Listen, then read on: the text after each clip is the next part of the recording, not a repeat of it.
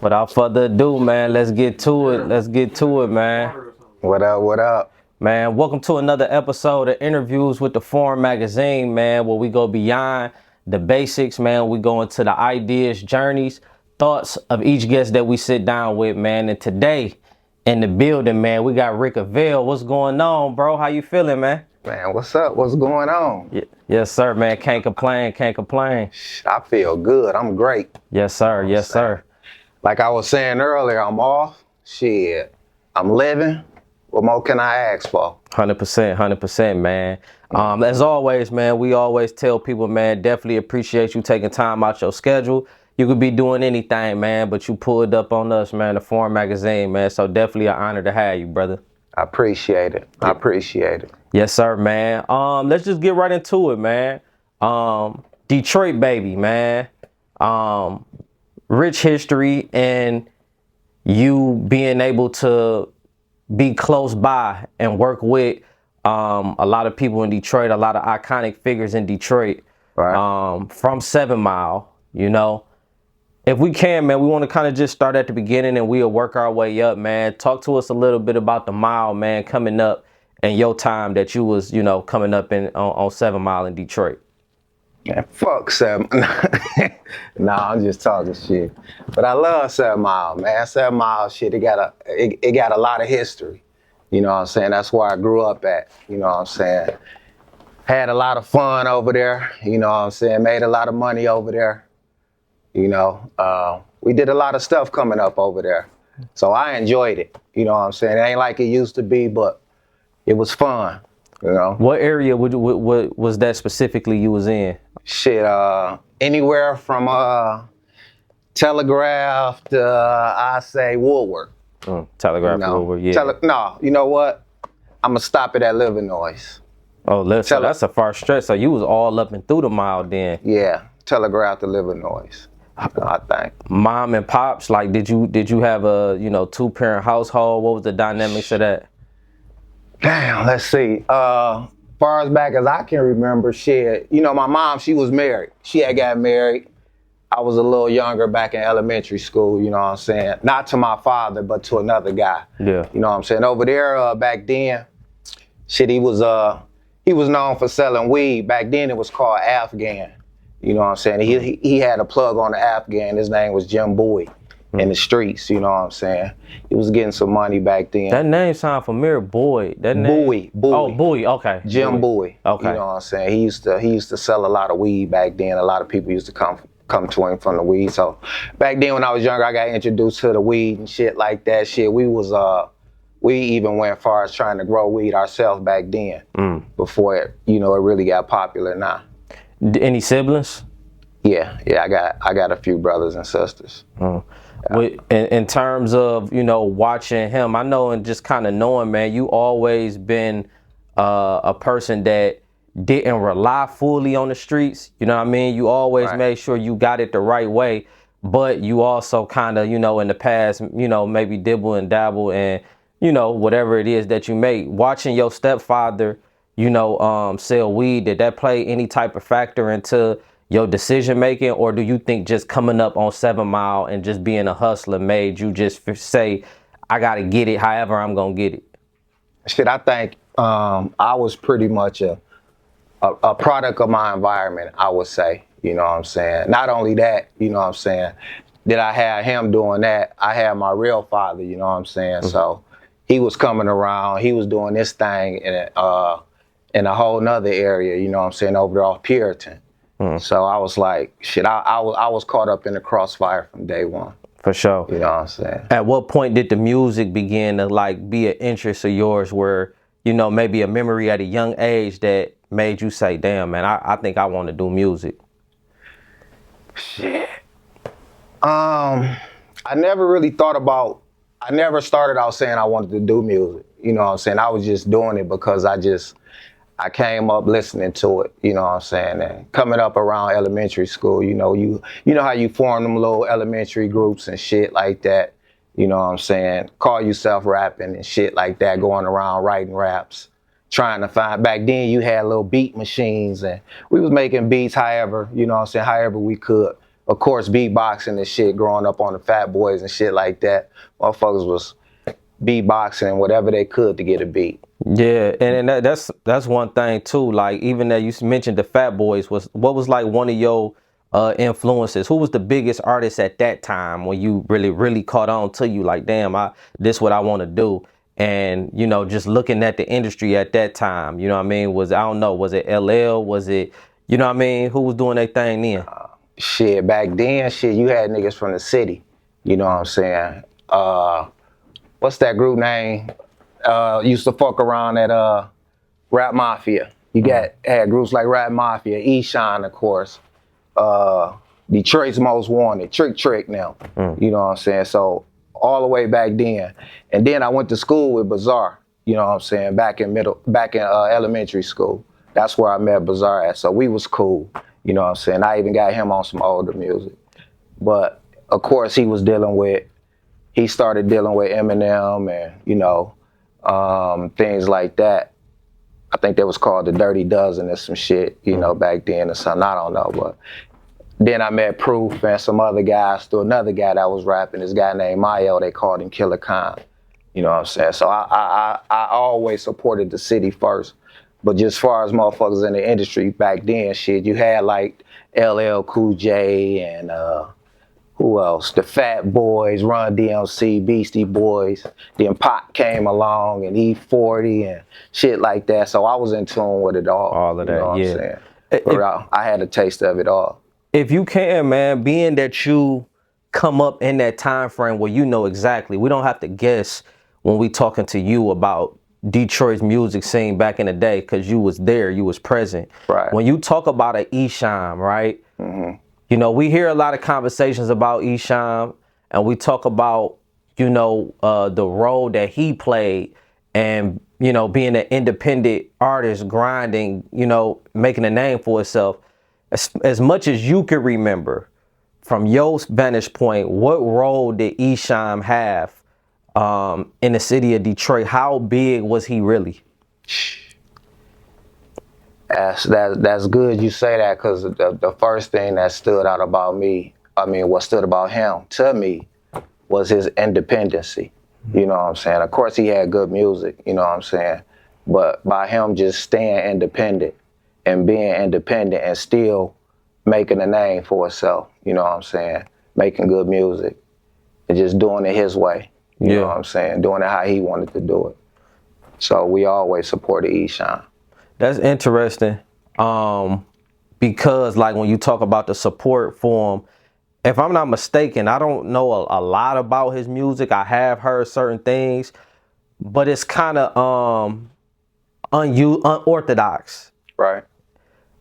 That didn't play a factor into y'all still listening to him, even though some of his lyrics and his, I guess his style of, you know, rap was a little different. It was out of the norm. Right. Well, and I can only speak for myself, you know what I'm saying? And I'm going to just keep it all the way 100 with you. You know, I didn't really listen to Esham like that. I heard some Esham songs, you know what I'm saying? But he gonna be supported regardless to whatever type of music he make, you know what I'm saying? So, just his style of music, that's him. You know what I'm saying? As an artist, you got to be open to some of everything. You could take something from everything. Yeah. You know what I'm saying? And just use it in your own way. But for me, as an artist, I listen to some of everybody. Not saying that I'm going around playing Esham every day or just turning Esham on and shit like that, but it's some songs that I got some stuff from. It didn't matter how he rap. Yeah. Is that a true saying though? Like back then you had to be different. Like now when you think about, you know, the rap game and everybody is kind of pivoting off of the next artist sound. Back then it was like a code, like an unwritten code that you had to sound different. You had to come different. You couldn't listen to an Esham and then try to come behind him and try to, you know, mimic his flow or mimic his stuff. Was that true how it was back then? And do you think that made y'all better artists back then as opposed to now? Like, how do you view that? I just always been myself, you know what I'm saying? I never thought I had to come like this person or that person, regardless of what anybody else thought. You know what I'm saying? I just wanted to be myself. And back then to us, you know what I'm saying, the people that I was rapping with, we just wanted to be real. You know what I'm saying? We rapped about stuff that we was going through or stuff that we seen. You know what I'm saying? We wasn't going around fabricating nothing or, you know, we're not trying to incriminate nobody, you know what I'm saying, or incriminate ourselves. So, you know, of course, some stuff got to be fabricated, things like that. But as long as we kept it real, you know what I'm saying, that's all that mattered to us. 100%, 100%. Early days, man. It's a well-known fact that coming up, you had a great relationship with Blade Icewood. For those who may not know, you know, legendary artist from the city of Detroit, responsible for, you know, some of why the culture of Detroit is what it is. In terms of the Flash, in terms of, you know, just the whole idea of boss up, you know. When you think about your early days, man, if you can, man, tell us, like, can you remember when the first time you met him? Shit, yeah, I can remember pretty much. Yeah. What was that? What was that like? We was in we was in high school. You know what I'm saying? Back then, you know, we was trying to get money, you know what I'm saying? Doing whatever, selling whatever, you know what I'm saying? And he was on 7 Mile. He was, you know what I'm saying? I was on Kid L before, and I told a little bit of the story. But anyway, we met and he was on 7 Mile hitting switches and shit. And some niggas that I used to ride with, they had switches on them old schools. And we was like, did none of us know him, you know what I'm saying? We just knew who he was from what kind of cars he was driving and shit like that. But long story short, a couple of friends of mine, they had the switches, he had the switches, and we was on 7 Mile, we met him, and ever since then, you know what I'm saying? And these particular guys was from Finkel. You know, I was just from 7 Mile, and I stayed on 7 Mile, and, you know, they was from Finkel, and we met Blade, and ever since then, it's like he was hanging with us, you know what I'm saying? We didn't even know him from Adam and Eve. We just knew him from a car. How old was you, if you were, how old was you around that time? Shit, I was in 12th grade. Okay. I was in the 12th grade. So what you about? 15, 16? Shit, I don't know. Yeah, up in there, 16, 17, something like that. Was he always, like, even then, was he getting money in the streets, like, at 17? I didn't really know him before then, so I don't know what he was doing. But when we met him, you know what I'm saying, that he was kind of spoiled. Yeah. You know what I'm saying? I think the streets probably came about when he got to fucking with us. For real. You know what I'm saying? Because we was already in the streets doing crazy shit. You know, so he got to fucking with us and he started getting into all type of shit. What was back then? What was like some of the crews? Like one thing, like 'cause for me being a, you know, fairly younger brother, I'm real fascinated in Detroit history in terms of the crews. Of course, back then we know the YBIs, the best friends, the, you know, the this and the that, right? But as the next generation move forward, which is like y'all, when you think about the Street Lords and you think about, you know what I mean, of course, the Cheddar Boys, I've heard some groups on Finkel, I believe Mac Nichols' name, FMKs, and just different things like that. And that time on 7 Mile, like what was some of them groups, like 7 Mile Dogs? Yeah. What was some of them groups back then?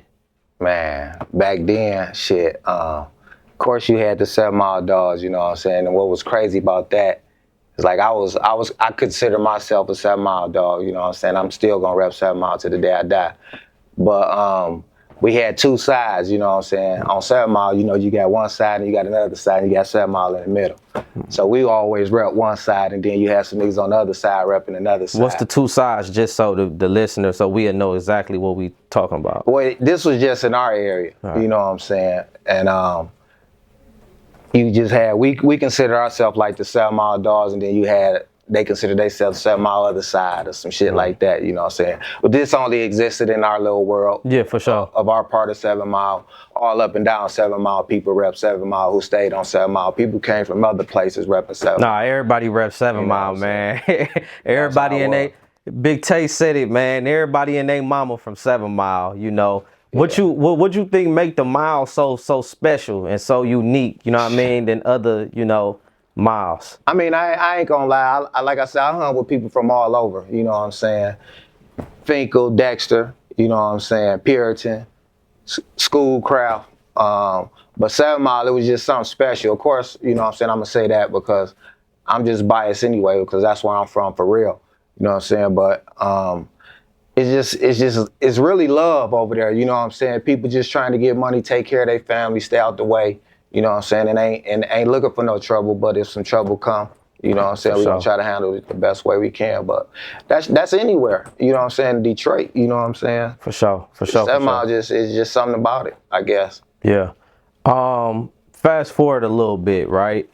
When we think about like it's so many different areas in Detroit history from an entertainment position. When you think about the 7 Mile to Belle Isle, right? The turbulence era, where it was televised like for the first time, really, where everybody was able to see the culture and all of that. When you saw that, like, how big was that? And from your perspective, when you saw like that era, that time span. Right. Well, see, it was big, of course, you know what I'm saying, but I knew these guys personally, you know what I'm saying, so it didn't really affect me like that, you know what I'm saying. Pirelli, I knew Pirelli before the 7 Mile to Belle Isle shit even started, you know what I'm saying, so I got history even before certain shit, so I mean, I love it, you know what I'm saying? Anything to help the city out, help my people out, you know what I'm saying? It is what it is, but to me, personally, shit, I knew these guys, you know what I'm saying? Yeah. So it didn't really affect me like that. So, like, when the Street Lords formed, right, and you saw that all come together, obviously, did you know, like, Wine and Rook and them before they formed the group? Yeah. Blade actually introduced me to Wine, and he introduced me to Rook. You know what I'm saying? So before they even became Street Lords, you know what I'm saying? I knew these guys. You know what I'm saying? They always wasn't Street Lords. I don't know what was going on before. You know what I'm saying? But I used to rap with Blade. You know what I'm saying? We did a song back in the day. Shit. And we called it Cheddar Cheddar. This before Street Lord, Cheddar Boy, East Side, this side, whatever side. As far as that shit existed. I did my first show with Blade on 7 Mile at the Ebony Showcase, fucking with this guy named Trey Little. He was like one of them MC battler rappers back then, you know what I'm saying? You had that hip hop shop and all that shit where all the MCs and shit used to go. But we back then, shit, we was rapping about getting money and shit like that back then, you know what I'm saying? All type of shit, but it was about pretty much focused on smoking and getting money and shit like that, you know, hoes and shit like that. But when you talk about the hip hop shop, man, that's another thing too. Was you often going to the hip hop shop? No. Okay. That, I mean, I knew, like I say, I knew Bizarre from elementary school, so you had certain raps in Detroit, and like on 7 Mile, you had people talking about one thing, and then you had the hip hop backpackers and shit like that, they called them. But I fucked with them all, so I had some hip hop backpack rappers that I used to fuck with, and then I had some real rappers that I was fucking with. Yeah. Not so everybody real, but you know what I'm saying. Yeah. People that's talking about the real street, the reality rap type thing. Right. So that polarity always existed, where you had the street rappers and you had the you know, more rapidy, you know what I mean, lyricist type of artist, right? What do you think allowed y'all to still rock with those artists despite the fact that y'all was on a reality rap tip? And when you think about now, like, that's not happening, because like you have rappers that could really rap in Detroit right now, from the Courtney Bills to the brother named Knowledge. You got what's the other? Of course, you got Bodie James. Bodie has been able to like bridge the gap and still, be accepted. And for the Courtney Bill too, they all accepted, but like just the idea of really supporting them, like it's not really like that. They're not really supporting them like that. What made y'all be able to really lock in with them back then? Because we knew them personally. You know what I'm saying? We knew these niggas, you know what I'm saying? Bodie used to come to our studio. We had a studio right around the block from here. You know what I'm saying? Like we called it Third Block Studios, you know what I'm saying? And Bodie probably used to be there every day, every other day with another guy. I met Bodie, like I say, my man's brought him in. And I probably came up in the studio one day and he was in there and this other guy named P. They call him Pierre, he be rapping and shit too. So we know these niggas personally, you know what I'm saying? So I had a relationship with them. Yeah. I got a song with Bodie, you know what I'm saying? That's hard. It's crazy. That's hard. That's hard. In terms of your music, even now, man, you still doing it. Like I see you. You about to get ready to do a show too, right? Yeah, I got a couple of shows coming up. Yeah. And then also too, like a couple months, probably like last month, I think you had like a one mic freestyle or something that you did. Yeah, with GMT. Shout out to GMT. For sure.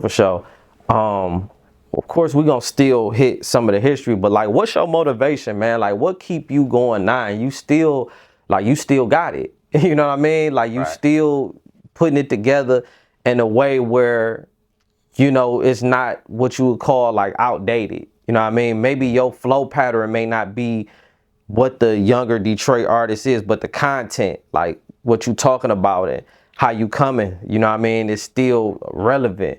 Like, what's your motivation to keep going now, and how do you stay relevant?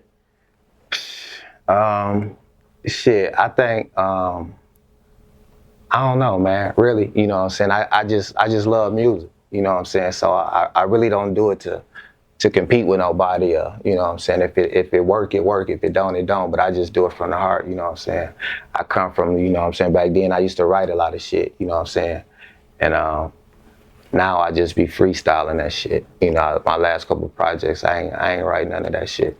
Just so y'all know, you know what I'm saying? When y'all hear that shit, I don't be writing that shit. We just be doing it. For sure. You know? For sure. What's the like in this phase of your career, like, are you doing it because you love the music, or are you doing it to actually blow and go through the roof and be like a big artist? Hey, I'm just like any other guy, you know what I'm saying? If it happened, then of course, you know what I'm saying, I'm gonna embrace it, you know what I'm saying, genuinely. You know what I'm saying? Thank God for it and whatever come with it, you know what I'm saying? But shit, I've been working shit down there all my life, so I'm good if it happened, and I'm good if it don't happen. For sure. You know what I'm saying? So what do you think is like one of the most like underrated ideas about being in the music business? Like, this is for like an artist that may be watching this and maybe like trying to get some guidance or whatever. Like, what's one of them things that's underrated that people may not know about the music business? Shit, I don't know a lot of stuff about the music business, you know what I'm saying? I'm still learning. And I ain't never really been in the music business, you know what I'm saying? Back to the Esham shit. We do our shit independent, you know what I'm saying? I ain't never really fucked with the inside people like that, you know what I'm saying? I do my own thing, so. And damn shit. As far as the music business go, I can tell them about the streets, you know what I'm saying? I don't know nothing about the inside game. For sure. I just fuck with the music. For sure. You know what I'm saying? What's the, like, but streaming versus in the trunk, which one you rock with? Right now I'm a rock with streaming all day, you know what I'm saying? But I came from in the trunk hand to hand, you know what I'm saying? Going to get our shit pressed up, you know what I'm saying? Coming up with our ideas, putting that shit on CDs and selling them the best way we can. But right now that shit over with. Yeah. You know what I'm saying? I'm thinking it's gonna come back around. I don't know, but right now they rocking with the streaming. They want to see that shit. You know what I'm saying? They want to hear you talking shit. You know what I'm saying? I got young kids. I got a young son. I got young friends. You know what I'm saying? That I be fucking with, getting beats from. You know what I'm saying? So I know what they want. For sure. You know, we just got to give it to them. For sure. For sure. Do you think that? The process of like do you think that's better, like being hand to hand, And then even also with the DJs, like how important was the DJs back then versus now? I don't really see a lot of people locking in, with the DJs. Like, shit, you had to down there go through them DJs to get your shit played, you know what I'm saying?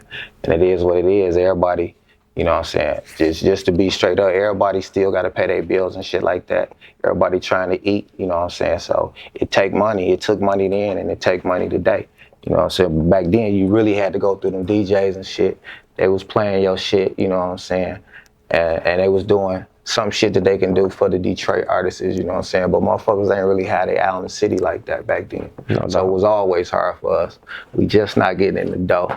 I'm proud of the city. For sure, man. Who your favorite artist now? Like, and I want you to name a specific one. I know you rock with everybody. Like I of course, in paying attention to you, you support all of the young artists. It's not one young artist that you don't rock with, but if you was able to pick one that's like at the top of that list for you personally, who is that? A young artist? Yeah, that's doing their thing right now. That's lit in the city. Shit, like you say, I like them all. You know what I'm saying? I like Babyface, right? I like Peasy. I like Bezo. I like GT. You know what I'm saying? Niggas like that. You know what I'm saying? I like Tay B. I like Payroll. You know, I like Big Rich. You know, I like Baby Tron. I can name these niggas all day. You know what I'm saying? They doing their thing. Just to kind of aim at some of these, like when you listen to a Baby Tron, you know what I mean? Like, I ain't say I listen to Baby Tron. I say I like Baby Tron. Okay. Yes, sir. Have you ever heard anything of his music? Like, I mean, I glance through it and here and there, but yeah, I ain't going in and putting in no Baby Tron CD. For sure. But it's just support. Like, you just like what everybody got going on. Yeah. Is it any young Detroit artists that you putting in and that you actually playing, or? Yeah, some of them want Peasy, the Bezos, the Babyface Ray. What stand out about let's start with Ray. What stand out with Ray to you? I just like I like his music. I like his style. He's smooth. You know what I'm saying? He kind of remind me of myself, you know what I'm saying, when I was back then. You know what I'm saying? And that's what stand out about a lot of them, you know what I'm saying? All they doing is trying to rap, get money, take care of their family and shit like that. And that's all we was trying to do. Except for we wasn't getting no looks back then. They getting them looks now. No doubt. Do you feel like the Detroit artist is handling the fame pretty good? Like, when you look at people that's always in the blogs and always got something going on them levels, now that those brothers have crossed over into the industry and they known all around the world, right? How do you feel like Detroit artists has handled that well? I think so. You know what I'm saying? I ain't got shit bad to say about Detroit, you know what I'm saying? No matter what they say about Detroit, you hear our names in the blogs and shit here and there about niggas doing this and doing that. Same shit going on everywhere. You know what I'm saying? But if you look at Detroit, they drug us through the mud a couple years ago, and look at us now. You know what I'm saying? Everybody talking about Detroit. So 100%. I think if we was doing something that bad, we wouldn't be where we at today. No doubt. You said something about Trick earlier, you know what I mean? And being one of those artists that came up in that time. Yeah. When you think about Trick back then, give us one word that would describe him. If I had to think about it, I would say crazy. Although he ain't crazy, you know what I'm saying, for real, but I would just say crazy for some of the stuff he was doing, which ain't do nothing but help the city out, you know what I'm saying? He had his own motive, he had his own vision, but everybody else thought it was crazy. So that's the word I'm gonna say. No, 100%.